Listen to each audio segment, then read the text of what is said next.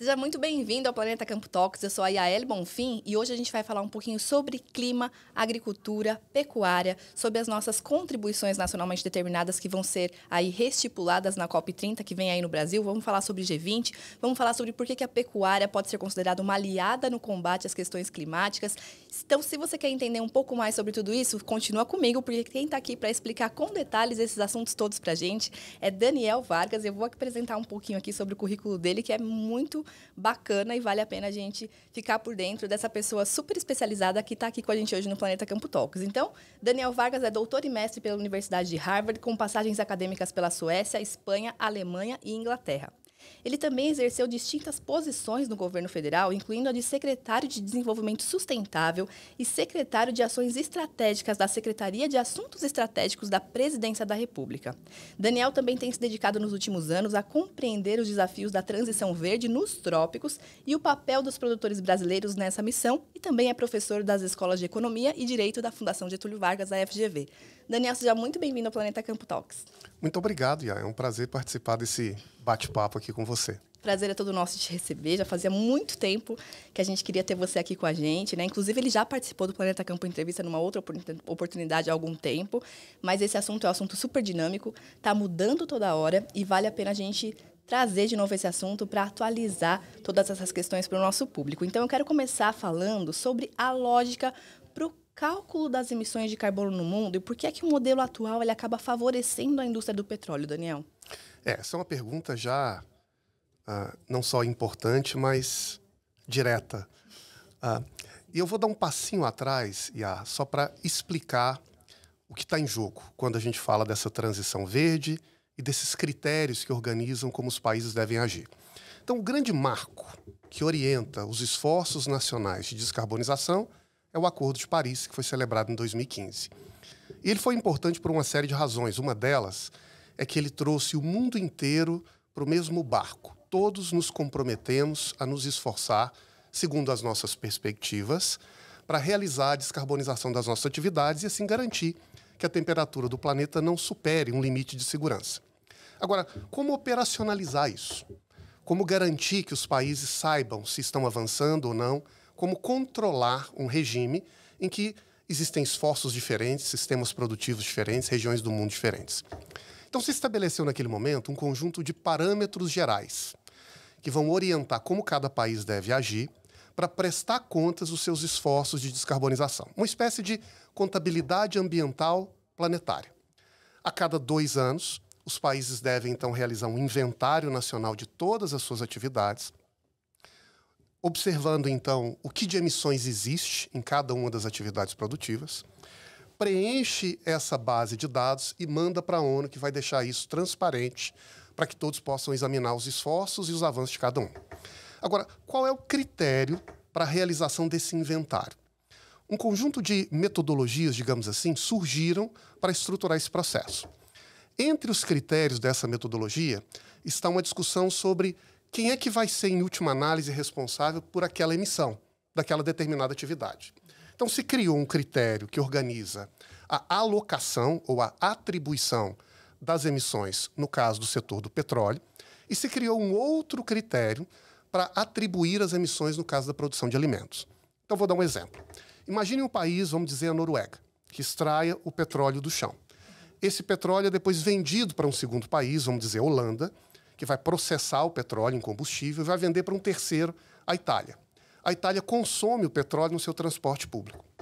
Quem desses países deve colocar na sua contabilidade ambiental perante a ONU a responsabilidade pelos gases que foram resultados da queima do petróleo nesse ciclo produtivo? E a resposta, segundo os parâmetros atuais, é o país consumidor, a Itália. Então, 80% das emissões do ciclo do petróleo acabam sendo colocadas sob os ombros e a responsabilidade do país que consome lá na ponta. No caso do alimento, o critério é diferente. Imagina, então, um país chamado Brasil, que produz alimento, que exporta, vamos dizer, para a China, que transforma esse alimento e que vai vender, vamos dizer, para o Japão, que vai utilizar esse óleo vegetal no consumo da sua população. Qual dos 3 países é responsável pelas emissões no caso do uso da terra nesse ciclo de produção de alimentos? E a resposta é o país de origem, o país produtor, o Brasil. Então, o que acontece quando a gente junta esses dois critérios são um conjunto de distorções, eu diria. Porque, no caso do petróleo, o que acontece é que, se você é um país produtor, desde que você exporte o petróleo para um outro país, você não está causando necessariamente um grande impacto ambiental. Então, a Noruega está um passo para se tornar um país verde, muito embora tenha economia ancorada na extração de petróleo do chão. Por outro lado, toda vez que você toca o chão para produzir o alimento, imediatamente, nesse sistema de contabilidade ambiental, você está provocando uma ameaça ou um dano ao planeta. Imagine a África, um continente que ainda convive com o desafio da insegurança alimentar, não como uma ameaça futura, mas como uma prioridade atual, gravíssima no continente. Nós vamos, então, proibir ou condenar um agricultor, um pecuarista daquele continente, pelo simples fato de ter uma vaca no fundo da sua fazenda, parece que não faz tanto sentido. Além de criar incentivos perversos na dinâmica de organização do desenvolvimento dos países. Então, olha o que tem acontecido no mundo hoje, isso me parece muito preocupante. A Costa Rica, tradicionalmente, é um exemplo de um país verde comprometido com a proteção dos parques, que organizou sistemas de pagamentos por serviços ambientais. Sabe qual é o debate que acontece hoje na Costa Rica? Sobre a oportunidade de se explorar petróleo na costa do continente, para inclusive financiar essas atividades de transição verde. Desde que a Costa Rica exporte, não tem problema. Eu acho que não deve surpreender ninguém nesse contexto que as últimas, quer dizer, a última COP foi realizada num país que pertence ao OPEP, a próxima também será. Nós estamos vendo o Suriname agora querendo explorar petróleo na costa aqui da Amazônia, e nós vamos ver outros países caminhando nessa direção se esse parâmetro for organizado desse modo. Então, o que eu acho que precisa ser cuidadosamente, respeitosamente discutido é se esse referencial para a gente atribuir responsabilidades pelas emissões em diferentes atividades produtivas é o melhor para a gente organizar essa dinâmica de descarbonização do planeta, ou se a gente deveria repensá-lo e revê-lo, considerando onde a gente quer chegar, que é garantir um planeta equilibrado, com emissões que não provoquem alterações sistemáticas no clima, mas que também não punam pessoas e países que têm, na produção de alimentos, uma prioridade, uma necessidade nacional. Até porque essa questão da produção de alimentos, ela também pode contribuir, e muito, tanto para a questão de a gente ter a sustentabilidade econômica, social, ambiental, que é esse tripé, né? Que vai além do climático apenas, inclusive, né, Daniel? Com certeza, Iá. E eu acho que aqui tem uma explicação de onde o problema surge e como é que ele se torna cada vez mais visível. Porque, historicamente, o esforço de descarbonização do planeta, ele foi baseado em, eu diria, dois pilares. O primeiro pilar é a maior parte das emissões é proveniente de países ricos. O segundo pilar é essas emissões estão associadas ao setor de energia. Então, para enfrentar esse problema, que era um problema de países ricos do setor energético, nós criamos uma infraestrutura. E nós olhamos, então, para como essas emissões se dão no setor energético nos países ricos. Nos últimos anos, sobretudo a partir de 2020, a gente cada vez mais entende que é importante também abraçar, nos esforços de descarbonização, as atividades do uso da terra, que quase que por regra não só abrange muito mais do que as atividades dos países ricos, mas também os países em desenvolvimento como o Brasil, mas também atividades que têm características diversas. Porque quando nós estamos falando de modificar, adaptar, melhorar o uso da terra, nós estamos falando de uma atividade que está em um ciclo muito particular com a natureza. Porque, por um lado, é verdade que, a depender da maneira como a gente gere ou trabalha o solo, a gente pode ter algum impacto ambiental e pode emitir carbono. Mas também, a depender de como a gente faz essa atividade, de como a gente organiza, o efeito pode ser o inverso. A gente pode sequestrar carbono da atmosfera, a gente pode modificar essa dinâmica, esse balanço de emissões, e o resultado, portanto, é muito diferente daquele resultado que necessariamente acontece quando se queima energia. Queimou energia, Iá, automaticamente, carbono na atmosfera provocando aquecimento por 100 ou 1000 anos. No uso da terra, não. A depender de como essa dinâmica se realiza, o balanço pode ser neutro ou pode ser até negativo. E por isso é importante a gente entender que os referenciais para a gente olhar, para a gente calcular, para a gente medir o uso da terra, precisa levar em conta essa dupla equação. O que emite, mas também o que sequestra. Como o mundo desenvolvido criou uma infraestrutura olhando só para a emissão, agora eles e nós estamos aprendendo a também olhar a segunda parte da equação, o sequestro, o balanço, o que a gente pode fazer para melhorar os nossos sistemas produtivos, convertendo, portanto, a agropecuária não em uma inimiga, mas, quem sabe, em uma aliada nesse esforço global de descarbonização e, portanto, cumprindo com objetivos ambientais, mas também socioeconômicos, que são importantes para todo mundo. Com certeza. Inclusive, a gente tem soluções até para a energia, né? Visto aí a cana-de-açúcar, etanol de milho, por exemplo, né? Biometano e várias outras soluções que a gente pode, inclusive, contribuir com essa questão energética também. Agora, Daniel, uma coisa que me chamou a atenção, você falando sobre essa questão de a gente também contabilizar o sequestro de carbono no ciclo produtivo, aí entra a pecuária, né? Porque realmente a gente tem que contabilizar esse balanço, que é o que emite e o que sequestra. E eu queria que você falasse um pouquinho sobre isso e sobre o cálculo do metano também. Qual que é a diferença, né, entre o metano e o carbono e como essa discussão está sendo feita no mundo? Olha, esse me parece, que é um dos temas mais desconhecidos ainda e mais importantes para a gente avançar em compromissos, em esforços para a descarbonização no uso da terra.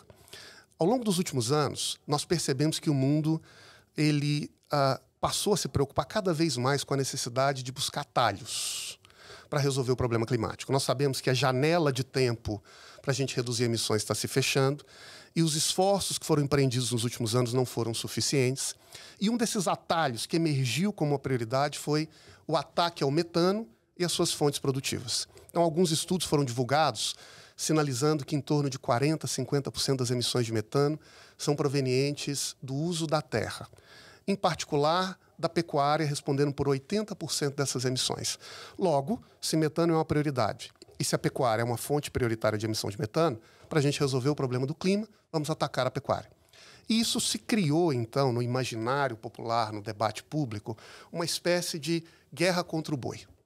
E na base dessa guerra está uma maneira particular de entender como a pecuária ela interage com o clima, em particular nas emissões de metano. E o raciocínio mais simplista funciona mais ou menos assim. O boi emite metano no seu processo digestivo. Nós precisamos combater a emissão de metano, logo nós precisamos combater o boi. Então, assim se pensou a maneira como nós devemos olhar para o problema da pecuária, o que, por sua vez, estimulou uma série de ações, de políticas, de críticas ao setor. Mas nós também percebemos, em paralelo, correndo nesse processo, avanços científicos muito significativos que qualificam a maneira como o metano funciona na atmosfera e, em particular, como ele opera dentro do sistema pecuário. E um dos grandes referenciais nessa atualização da nossa compreensão do metano vem de um professor de Oxford, muito reconhecido internacionalmente, provavelmente o maior referencial nos estudos do metano do mundo, que se chama Miles Allen. E ele tem uma série de publicações que são, inclusive, reconhecidas pelo próprio IPCC, que sugerem que a nossa maneira típica de olhar para as emissões de metano na pecuária não parece ser a melhor. Porque, segundo ele, existem dois erros nessa nossa forma típica de olhar para as emissões do metano na pecuária. A primeira é de confundir o metano com o CO2. Porque o CO2, uma vez emitido, prevalece na atmosfera por 100 ou 1000 anos, provocando aquecimento global. Em outras palavras, cada nova molécula de CO2, mais aquecimento do planeta. O metano não. Porque o metano, a partir de 10 ou 12 anos, ele se quebra e se retira da atmosfera. Então é como se ele estivesse continuamente ingressando, mas também subtraindo-se do ar. E nesse processo, nós precisamos ter a capacidade de não só calcular o que se emite, mas também o que se quebra. Então, o primeiro limite é de não considerar apropriadamente a retirada do metano da atmosfera depois de um período. O segundo erro é de olhar para a pecuária como se ela fosse uma espécie de petroleira. Então, de novo, uma petroleira tira o petróleo do chão, vaza o metano e vai para a atmosfera. Daí a 10 anos se quebra em CO2, fica mais 100 ou 1000 provocando aquecimento global. O boi não. O boi é uma espécie de filtro que consome um CO2 que estava na atmosfera, ele é capturado pela fotossíntese da planta, digerido no seu estômago, que vai para a atmosfera para daí a 10 ou 12 anos voltar a ser a mesma molécula de CO2 que estava na atmosfera antes. Então o boi está num ciclo com a atmosfera. Significa que o boi não tem nenhum impacto ou contribuição com as emissões no planeta? Não. Significa que a maneira da gente adequadamente observar e calcular a contribuição do boi precisa levar em conta o seu sistema produtivo. Porque se é verdade que nessa dinâmica esse filtro recicla o CO2, e pode ter um resíduo, Também é verdade que, a depender da forma como a gente gere esse sistema produtivo, uma pecuária que recupera pasto, que acelera o tempo de produção do boi, reduzindo, portanto, o abate. O ILPF, por exemplo, né? Que integra sistemas produtivos com o ILPF, que gera, portanto, um saldo final de emissões que pode ser neutro ou negativo. E olha a ironia, El. Em uma primeira interpretação, o boi parece uma espécie de forno da atmosfera. Vamos combater o boi. Numa segunda interpretação, o boi é um filtro em ciclo com a atmosfera. Mas se a gente melhorar o sistema produtivo, o boi vira uma geladeira para esfriar a atmosfera. E, portanto, em vez de ser um causador do aquecimento do planeta, ele pode ser um atalho para a gente resolver, sim, o problema do aquecimento, mas via incorporação de técnicas, tecnologias, melhoria de pasto, avanço produtivo, gerando renda e riqueza com sustentabilidade. Então, quando diziam que o boi pode ser um atalho para resolver o problema do clima, tinham razão, mas pelo motivo inverso. Não contendo o boi, mas melhorando a forma como a pecuária funciona, tornando o seu casamento com a sustentabilidade cada vez mais profundo e mais fiel. E, inclusive, é super importante a gente realmente trazer essa consciência para as pessoas, porque, além da questão climática, a gente também tem todo um serviço para as pessoas que o boi presta, com alimento, com várias... Né, nada do boi se perde. Então, também tem essa questão para a segurança alimentar, que a gente volta nesse tema de novo, né, Daniel? Sem dúvida. E aí eu acho que quando a gente fala de produção de alimentos e sustentabilidade, existem pelo menos dois lados dessa equação que precisam estar caminhando sempre de mãos dadas. De um lado, nós estamos falando do alimento, que mantém o corpo, que mantém a vida, que mantém a sociedade. Sem alimento, em uma sociedade faminta, tudo mais se torna muito difícil, se é que viável. De outro lado, nós sabemos, e é verdade, que as mudanças climáticas impactam a nossa capacidade de produzir alimentos. E, portanto, nós não podemos ignorar ou marginalizar essa preocupação.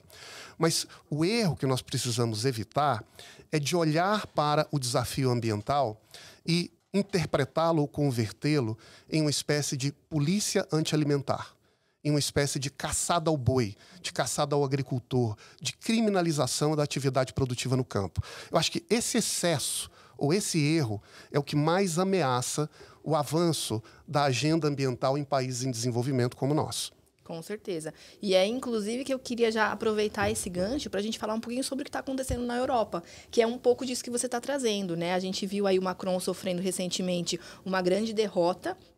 E isso a gente pode considerar que é a agenda econômica se impondo sobre a agenda climática, quando, na verdade, isso deveria estar caminhando junto? Olha, essa também me parece uma pergunta super importante, já que o mundo agora está tentando interpretar qual é o significado das eleições parlamentares que aconteceram na Europa. A gente sabe que os liberais e o partido do Macron, como uma base desse grupo, sofreram uma derrota acachapante. Os verdes, em particular na Alemanha, também tiveram uma votação pouco expressiva, e boa parte do público ou da base que votava nesses partidos, em geral a juventude, migrou seu voto para partidos conservadores. Então, como interpretar isso? Eu acho que aqui existem duas interpretações. Uma é dizer a agenda econômica se impõe sobre a agenda ambiental e, portanto, a agenda ambiental ela vai se enfraquecer ou desaparecer. Eu não sei se eu estou convencido dessa interpretação. Eu creio que lá na Europa, como no mundo, a preocupação com o meio ambiente continua muito firme, muito forte. Eu acho que o interesse de consumidores de terem bens que não carregam consigo uma pegada ambiental continuará a crescer. E, portanto, eu acho que a agenda ambiental continuará importante na Europa e em outros países. O que muda, a meu ver, é a interpretação da agenda ambiental na economia.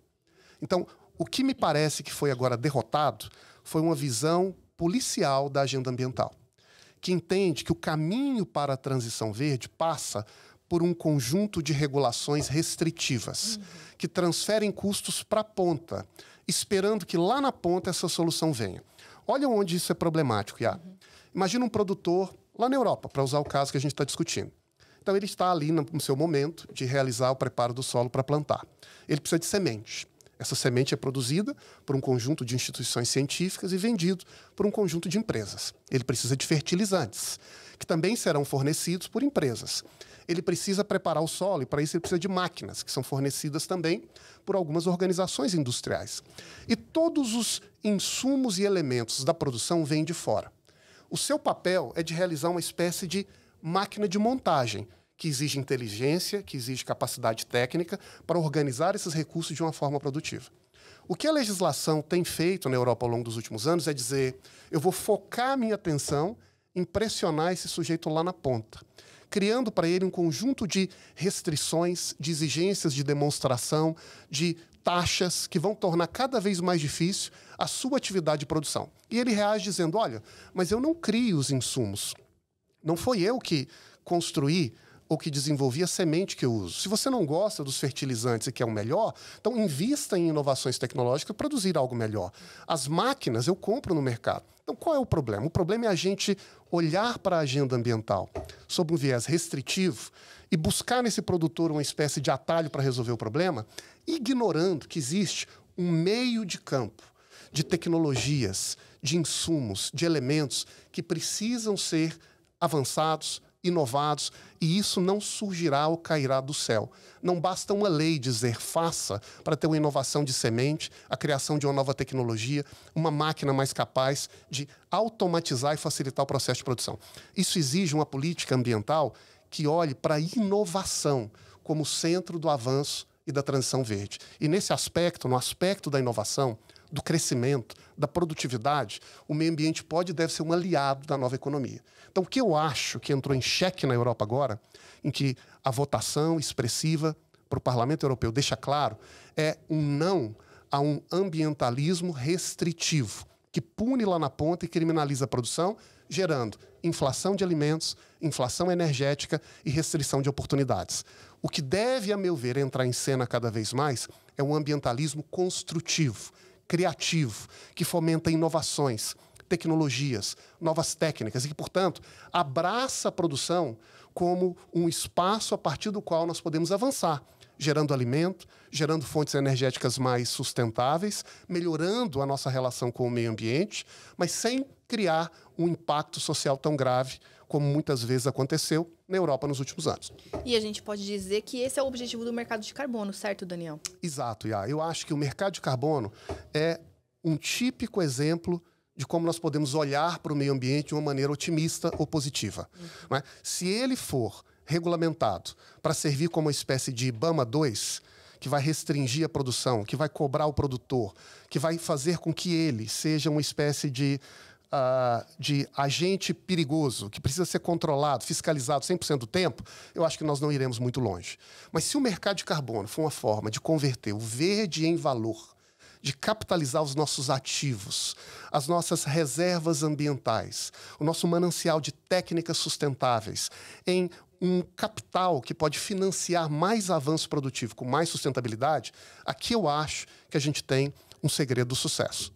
E é justamente por isso que a gente entende que é bom o agro ficar de fora da regulamentação, certo? Eu entendo que sim. Eu acho que o agro tem um papel a cumprir nessa dinâmica global da descarbonização e no mercado de carbono em particular. Mas o seu papel prioritário é de contribuir como agente de solução. Né? Em um país como o Brasil, em que a gente tem mais de 60% da sua área natural preservada, em que a gente tem um país que é uma verdadeira máquina de fotossíntese a céu aberto, uma estufa capaz de converter carbono na atmosfera em alimento, fibras e serviços ambientais, sem falar em novas fontes energéticas. Tudo isso é uma riqueza em potencial que hoje não tem preço. O mercado de carbono pode ser uma ferramenta para criar essa ponte do verde para a economia, abrindo espaço para a gente passar a reconhecer esse verde de uma maneira mais objetiva, mais econômica e, quem sabe, mais rentável. E, ao se fazer isso, Iá, também se tem um efeito social que me parece importante nesse processo. Nós sabemos no Brasil, uma massa de produtores, a maior parte pequenos e médios, que giram com uma margem de lucro muito pequena, que são espremidos cada vez mais no mercado competitivo. A gente quer um sistema que olhe para essas pessoas e diga: vem conosco, vamos abraçar a agenda ambiental juntos, porque ela pode ser boa para você, para nós e para todo mundo. O que a gente não quer é um sistema que olhe para essa massa de produtores e vai dizer: olha, a partir de agora, você Se não produzir utilizando esse critério pré-definido pela lei, enquadrado na regulação, você pode ser punido, fiscalizado ou, quem sabe, até ter um dano na sua produção ou na sua propriedade. Isso eu não acho que é o caminho mais vitorioso. O caminho vitorioso é a gente criar um movimento que torne o verde uma oportunidade para os produtores e para o país. E que eles sejam reconhecidos pelo que eles já fizeram, digamos assim, né? Já que a gente tem aí as reservas legais, a taxa de preservação permanente, tudo isso previsto no Código Florestal Brasileiro e sendo cumprido pelos produtores rurais. E aí eu já aproveito para te perguntar também sobre a questão de como os produtores poderiam ser também reconhecidos e remunerados por isso, e a questão da adicionalidade. Eu queria que você falasse um pouquinho sobre esse ambiente todo. Exato. Eu acho que a gente está vivendo um momento no mundo em que vários países estão agora discutindo de que maneira eles vão organizar essa rota para precificar o verde. De que maneira isso vai acontecer? E quando a gente penetra essa discussão e começa a olhar para os setores e para as atividades, rapidamente a gente vai se dar conta que a maneira de fazer isso na Europa não é exatamente igual à maneira como isso vai ser feito nos Estados Unidos ou deve ser feito no Brasil. Países diferentes, com realidades produtivas diferentes, com solos diferentes, climas diferentes, também exigem um emaranhado de ferramentas ajustado à sua realidade. E nesse processo, eu creio que o Brasil precisa debater uma série de coisas. Uma delas é como nós seremos capazes de medir adequadamente a nossa interação com o meio ambiente. Quais são as métricas e referências segundo as quais nós vamos apreciar a verdadeira pegada de carbono dos nossos sistemas produtivos.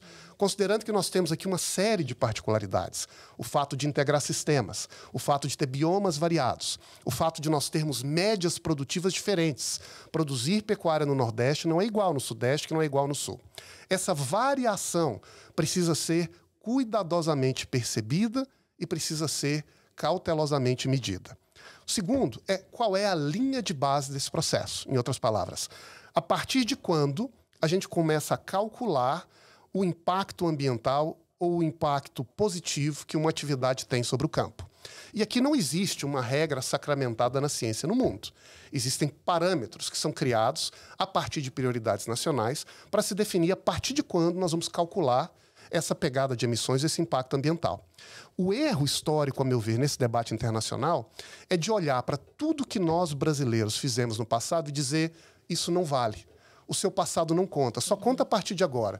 Então, se teve o desmatamento de 1 hectare em uma fazenda no norte do Mato Grosso no ano passado, ninguém que produz soja no Brasil vai poder vender para a Europa sem ter uma certificação pré-determinada.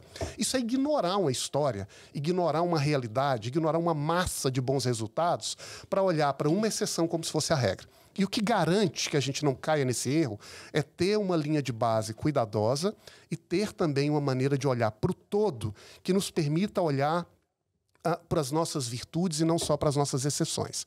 A partir daqui, entrar nas negociações e no diálogo internacional para fazer com que as nossas referências sejam reconhecidas como parâmetro desse comércio ou desse diálogo.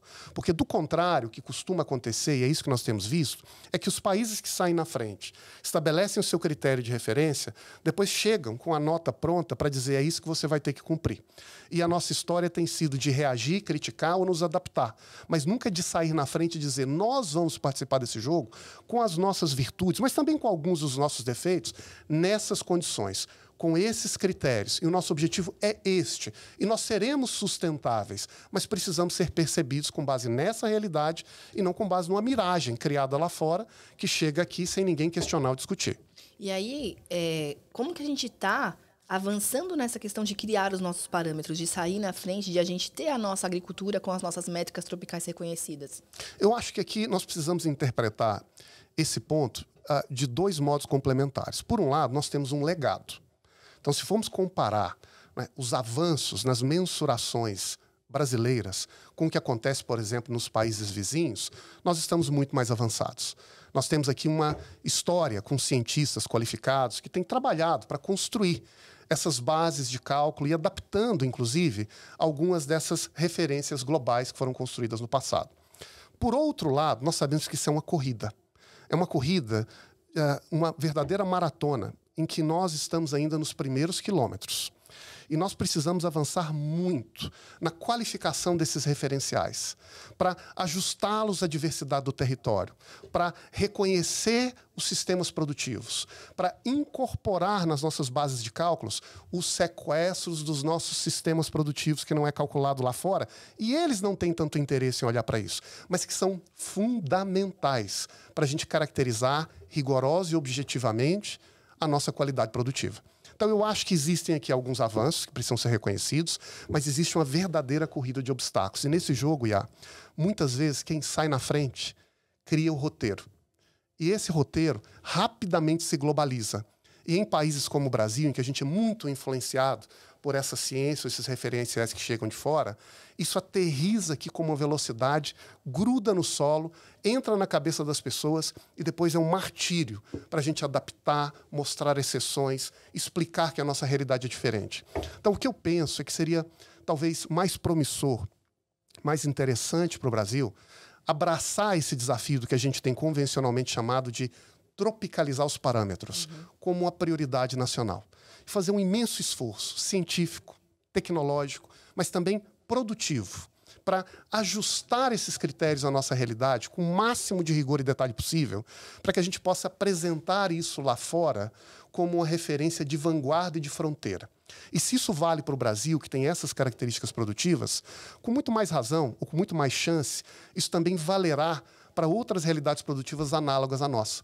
Porque a realidade do cálculo e da dinâmica de um solo temperado no norte do planeta é muito distinta do que acontece em todo o cinturão tropical. Então, resolver esse problema no Brasil é também dar uma contribuição que vai beneficiar inúmeros países desse cinturão tropical do planeta que são hoje excluídos. América Latina e todos esses países que estão justamente nessa parte sul do globo, né, Daniel? E que não são contemplados ou priorizados nessa agenda de transição verde global. Ela foi pensada, organizada, estruturada por um conjunto de países situado entre o paralelo 30 e 60 do norte. O que nós precisamos, e eu acho que agora essa é uma das tarefas e prioridades que nós temos, é de abrir essa agenda para que ela incorpore o cinturão tropical do planeta. E o Brasil, dada a sua posição, dado o seu protagonismo na produção de alimentos e a sua sensibilidade ambiental, eu acho que tem uma oportunidade, quem sabe uma tarefa, de ajudar o mundo nesse esforço. Ainda mais agora que a gente vai receber o G20, a COP30, é uma oportunidade justamente para a gente colocar esses nossos parâmetros, ser protagonista e proativo nesse sentido? Eu acho que o Brasil se tornou o palco, um dos centros, onde o mundo olha, senta à mesa, discute, negocia os próximos passos da humanidade. A grande questão é se a gente vai fazer desse centro uma casa para os vizinhos virem, comerem e irem embora satisfeitos, ou se a gente vai cozinhar, né, um alimento, organizar uma agenda que seja também valiosa para nós. E eu creio que essa é a oportunidade que esse circuito de eventos nos traz. Eles nos dá uma espécie de oportunidade, quem sabe de missão, de chamar o mundo para discutir um conjunto de temas, para observar um conjunto de percepções, para valorizar um conjunto de prioridades que até o momento tem sido, quem sabe, no máximo, olhado de relance, mas que precisam ser centrais. E, sobretudo, aqui o que precisa ser mais central é a gente explicar ao mundo que a nossa realidade é distinta. E, portanto, aprender a enxergar e a tratar essa distinção com a sua particularidade é importante não só para nós, por um preciosismo brasileiro, mas é importante para que essa parcela da humanidade, esse cinturão tropical do planeta, seja incluído adequadamente nos esforços de transição verde. E a nossa realidade é simplesmente outra. Mas também as nossas oportunidades são importantes. Fazer isso não significa criar um jeitinho, favores, benefícios para os países que estão no sul. Tem esse debate, eu acho que isso pode ser feito também, mas eu acho que não é isso. Eu acho que é criar uma dinâmica que faça com que essa parcela do planeta possa ser um agente, possa ser um contribuidor fundamental para acelerar a própria transição verde com desenvolvimento. Legal, Daniel. Agora, ainda falando da COP30, né, a gente vai ter a oportunidade de estabelecer novas NDCs, isso para todos os países do mundo. E eu queria que você explicasse para a gente a importância desse momento, a importância, o que são essas NDCs, a importância disso para o mundo e quais devem ser as nossas prioridades nessas novas metas que a gente vai apresentar. Sim. As NDCs, eu acho que são o pilar mais central do compromisso climático internacional. Porque elas são as metas, as obrigações que os países assumem perante o mundo. É ali onde o país diz, eu me obrigo, segundo a minha realidade, a cumprir com estes propósitos. E nós sabemos que NDCs, elas têm um ciclo de validade. E esse ciclo ele vai se esgotar no ano que vem, durante a COP30, ao mesmo tempo em que os países vão celebrar o seu novo ciclo de NDCs, os seus novos compromissos. Tipicamente, as NDCs foram criadas no passado olhando para o desafio da chamada mitigação, que é como você vai reduzir as emissões da sua economia, do seu sistema produtivo, para contribuir com o planeta. Mas agora, no ano que vem, ao lado dos compromissos de mitigação, uma outra agenda vai entrar nas negociações e na fixação das NDCs, a chamada adaptação. E a adaptação, ela tem por característica não apenas deixar de fazer algo, mas fazer algo novo de forma a tornar o seu sistema produtivo mais capaz, mais resiliente na linguagem climática, mas também mais capaz de conciliar, não é, as demandas econômicas, sociais do território com as expectativas e necessidades ambientais. E, portanto, o mundo vai inserir nas suas NDCs compromissos de redução de emissão, mas compromissos de desenvolvimento sustentável, de adaptação dos seus sistemas produtivos. E é essa segunda variável, essa segunda parte da equação, que me parece uma novidade fundamental das discussões que vão acontecer no ano que vem. No momento em que a gente assiste a danos climáticos graves, como, por exemplo, a tragédia no Rio Grande do Sul, a preocupações com o efeito do clima sobre as lavouras, sobre a produção de alimentos, sobretudo em países mais pobres. Isso exigirá que nós sejamos capazes de pensar em como exatamente vamos estabelecer metas e projetos de adaptação para evitar que esses danos que estão já chegando nos impactem de uma maneira mais gravosa do que nós gostaríamos, porque já vem acontecendo e vai continuar. Agora, o que o Brasil poderia ou deveria fazer? Eu sugeriria, aqui, 3 temas gerais para a gente colocar nessa pauta de discussões com o mundo. O primeiro deles é entender que, em uma COP realizada na Amazônia brasileira, a região mais pobre do Brasil e também a mais preservada, nós não podemos ter qualquer forma de acordo ou de avanço que ignore a urgência da segurança alimentar. Ainda mais no Pará, né? Que tem um dos piores índices do Brasil inteiro. Exato, né? Nós tivemos há pouco a divulgação de dados do IBGE, a partir de uma análise em domicílio, que mostra que entre os 27 estados da Federação Brasileira, o Pará é o que lidera o ranking da chamada insegurança alimentar ou da fome. Em torno de 10% dos domicílios ainda sofrem com esse problema de maneira muito evidente. E num ambiente destes, um pacto celebrado na Amazônia precisa sinalizar uma compreensão e dar resposta a essa urgência do local.